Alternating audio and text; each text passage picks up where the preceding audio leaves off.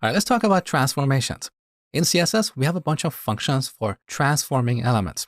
We have the rotate function for rotating elements, the scale function for making them larger or smaller, the skew function for tilting them to the left or to the right, and the translate function for positioning them on the screen. So let's start off by adding a box. And inside this box, we're going to add some dummy text. Now, let's define some styles. I'm going to set the width to 100 pixels, the height to 100 pixels, and the background to gold. Now, I want to position this box in the center of the screen. So let's define a rule for our body element. Here we're going to use flex. So we set display to flex. And then we set justify content to center and align items to center as well. So now here's our box. It's not vertically in the center of the screen because our body element has grown tall enough to fit this box. So here we need to set the height to 100 VH. Okay, good. Now I'm going to apply transformations on the hover effect so we can see things clearly. So over here, we say box hover. This is where we use the transform property. Here we can use the rotate function and rotate this box 15 degrees clockwise. Now, when I hover over it, this is what we get. That's pretty cool. We can also use negative values and the box rotates counterclockwise. We can use the scale function to make this box larger or smaller. So if we say 1.5, see what happens? That's pretty cool. Or we can make it half the size. We also have the skew function for skewing this to the left or to the right. So let's say 15 degrees and see what we get. That's the kind of effect. So the box has tilted 15 degrees to the left. Obviously, if we use a negative value here, the box tilts to the right.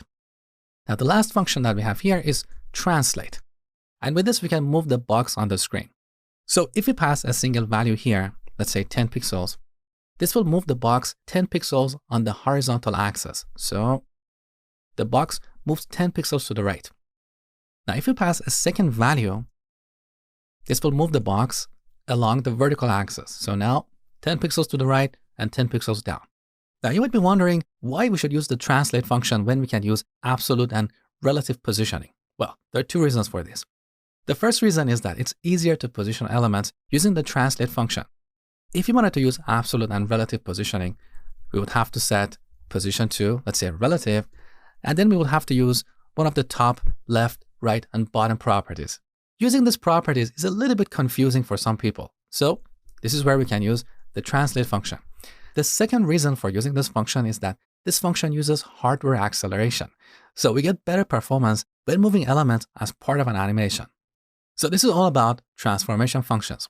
Now we can also combine these transformation functions. For example, we can rotate this box 15 degrees to the right and then move it along the horizontal axis by 50 pixels. So here I'm using translate X. You also have translate Y. The translate function that I showed you is a shorthand for translate X and translate Y. So now let's see what happens when we hover over this box. So here's what we get. Now, one thing I want you to pay attention to here is that the order of these functions matter.